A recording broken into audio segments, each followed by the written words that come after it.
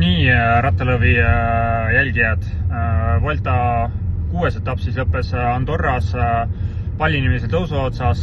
Oli teada, et täna võib jooksukute grupp ette jääda, kui selline sobiv punt ette satub ja nii oligi.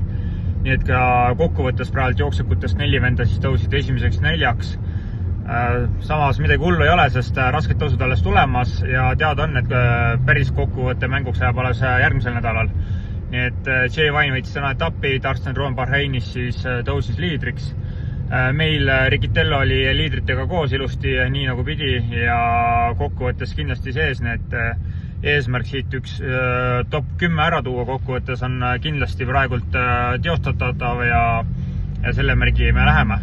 Nii et homme uus raske etapp, küll ka mitte veel nii oluline, kuid siiski, nagu ka täna oli näha, siis väsinud jalgu oli tegelikult palju.